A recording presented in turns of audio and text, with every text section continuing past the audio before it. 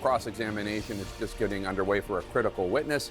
This is Keith Davidson, the former attorney for adult film star and director Stormy Daniels, as well as 1998 Playboy Playmate of the Year Karen McDougal. Mr. Davidson being questioned by Trump attorney Emil Beauvais. Davidson just confirmed for the jury that he has never had any interactions directly with Donald Trump, the former president of the United States. CNN reporters inside the courtroom telling us that Trump is staring at the witness as he answers questions from Donald Trump's attorney. What's going on in court is significant right now. Emil Beauvais, who is Donald Trump's attorney, is talking to Keith Davidson, the attorney for Stormy Daniels and Karen McDougal, about Michael Cohen. And Beauvais is zeroing in on a call that Davidson had with Michael Cohen in December 2016. Davidson testifies of Cohen, quote, "I thought he was going to kill himself." This is because Cohen had thought he was going to get a job in the Trump White House, the Trump administration, and he did not get that. We know that Michael Cohen was frustrated by that from Davidson's previous testimony, but this is the first time we've ever heard Keith Davidson express that he was convinced of Michael Cohen's being so distraught as to actually be in the realm of self-harm. Lanny Davis, this is obviously being cited as an example, being brought forward as an example of Cohen's instability, his rashness. Davidson says that Cohen had at times talked with him about being Trump's chief of staff or attorney general. I don't know if you have any thoughts on this, but you know Michael Cohen better than the rest of us. First of all, that's an opinion testimony by a lawyer. Right. It's not necessarily a fact. And secondly, no, I'm not going to comment on that. I know Michael is going to tell the truth, and it'll be up to the jury, given those kinds of assertions, whether he's believable. And I think the key question for everybody watching is whatever Michael Cohen did in the past, when he testifies, will the jury use common sense and reach a conclusion that what he's testifying to in this moment is backed up and is true? And it'll be up to them to decide. We are getting updates from inside the courtroom as of this moment, and Trump's attorney is suggesting that Keith Davidson was careful not to threaten that the payments, those two that eventually went to Stormy Daniels, be made prior to the election. Keith Davidson says he doesn't remember this. And Karen, as we're looking at this line of questioning, essentially what Emil Beauvais is asking Keith Davidson is if he was trying to make sure to avoid the appearance of extortion as he was negotiating this payment, getting this money from Michael Cohen to his client, Stormy Daniels. What do you make of this line of questioning that they've started with? Well, there's always the concern if you're negotiating one of these deals on behalf of a client that you could be, or there could be an insinuation of extortion, because in essence, they want to get that issue out in front of the jury because it is kind of a form of extortion, right? Pay me or I'm going to go forward. It's legal, it's lawful because you're using an attorney and you're not actually saying those words that it's a this or that. But and so all lawyers are really careful to do that when you're negotiating those. So I'm not really sure why Davidson isn't admitting that, because you have to be careful of that when you are negotiating these types of deals. But that's what they're trying to show, just to plant that seed in front of the jury, because that's what they're going to argue, that, look, Donald Trump was being extorted. It's right before the election. Michael Cohen paid it off. And they're really drilling down on this because Trump's attorney just asked Keith Davidson, again, Keith Davidson is the man who was acting as Stormy Daniels' attorney at this time, to say that in 2016 he was going, quote, right up to the line without committing extortion.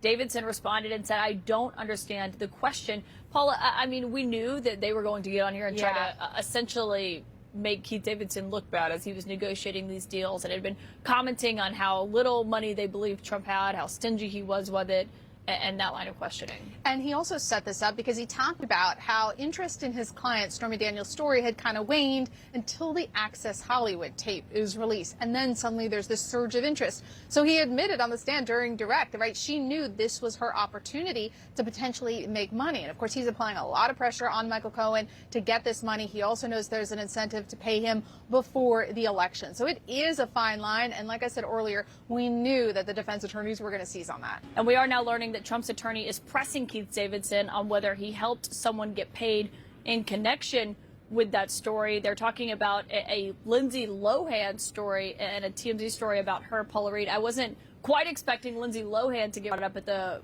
first criminal trial of a former president. But here we are. Yeah, well, not on my bingo card either. But clearly they're trying to establish Davidson as being a bit of an opportunist, right? This is the game he plays. This is how he makes money, profiting off of this tabloid culture. And people were in a situation like Lindsay Lohan, not in a very vulnerable position. And it appears that they're now going through other instances as well. I think we're going to hear a lot of other really surprising names about to come up. What's the point of bringing up Hulk Hogan and Lindsay Lohan? I mean, what is the pattern that Trump's attorneys, Karen, do you believe are trying to establish here with this line of questioning? I think they're trying to dirty up Keith Davidson and make him look like he's somebody who goes out and extorts people on behalf of his clients, right? And I think and he keeps answering, I don't recall, to 6 questions so far from Emile Beauvais. I mean, of course you're going to remember whether or not you represented a celebrity like Lindsay Lohan or Hulk Hogan or whoever they're talking about. That's the kind of thing that they're going to be able to say, oh, come on, this guy's a liar. It's not like they're talking about someone you don't know. You're going to remember if this person you represented or that you were involved in was a particular celebrity. And once again, they're going to try to paint Donald Trump as the victim of extortion and victim of political persecution. But isn't this Keith Davidson's thing? I mean, you can go look at Keith Davidson's website right now. I just looked at it the other day, and he has pictures of a lot of the celebrities that he has represented. And Karen McDougal's picture was on there for a time. I don't know if it still is. She was unhappy with the fact that it was on there. I mean, this is kind of Keith Davidson's lane. That's why people went to him, and he was connected with people like Stormy Daniels. Yeah, and Trump's lawyers here are arguing that you weren't trying to secure a great deal necessarily for your client to do the best thing by her. You were trying to get as much money not only for yourself in addition to your client when you knew someone, in this case then candidate Trump, was in an especially vulnerable position. We go back to his direct where he talked about how he knew Stormy Daniels' story was suddenly more valuable after Access Hollywood tape. And while he says that he testified here on cross that no one talked directly about it as impacting the election, they do later on in the transaction. There are those text messages.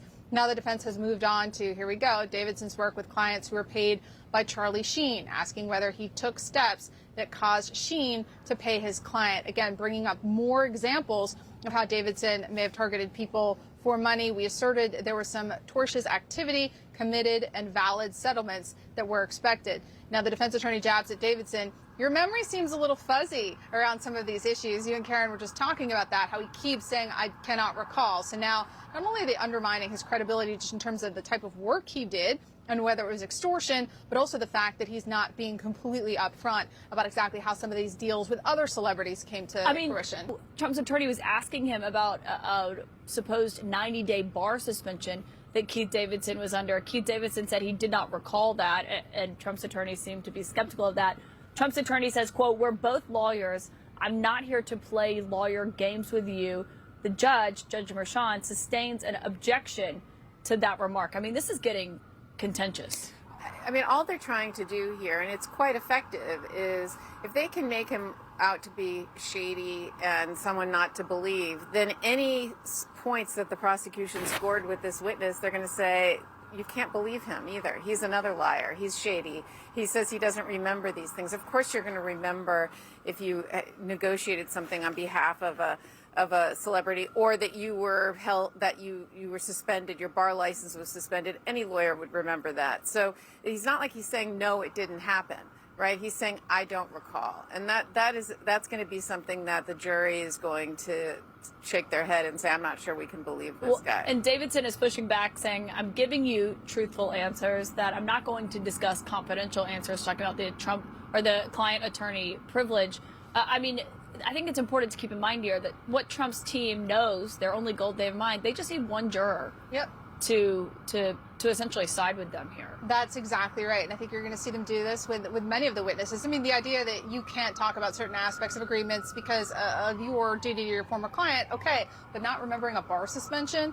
Now attorneys are approaching the bench, talking to the judge for a sidebar after the defense attorney asked the judge to instruct Davidson to answer a question about whether he remembers Charlie Sheen paying his clients. We'll see what the judge does here. It seems to be going back to the David Pecker tactic, the technique that Trump's attorneys used there, where they brought up Mark Wahlberg, they brought up Arnold Schwarzenegger. They were basically saying, this is something that rich people do. This is commonplace. Now they're bringing up Charlie Sheen, Lindsay Lohan, Hulk Hogan as well. What is the point of all this? I mean, points. anyone is entitled to an attorney, and it seems like Mr. Davidson has created a niche firm for himself. For sure. 2 points, one visceral, one technical. The visceral point is Donald Trump's lawyers want the jury to be disgusted by this guy. They want the jury to be repelled by Keith Davidson, by Stormy Daniels, by Karen McDougal. And they want to make the point that this happened because Keith Davidson, they're going to argue, is an opportunist. And this is the technical point. The timing is important here. The alleged affairs with both McDougal and Stormy Daniels happened a decade before, 2005 and 2006. Right. Or 2006, 2007. Right. And one of the arguments the prosecutor is going to make is, gee, why would Donald Trump and Michael Cohen only care about paying them off in September and October of 2016? 10 years later, the answer they're going to say is because the election was looming. Right. But the counter to that is going to be the reason they paid in September and October 2016 is because that's when this opportunist, I'll say it nicely, pounced and came to us in a threatening way, the way he did with many other clients. I think that's where Trump's lawyers are going with this.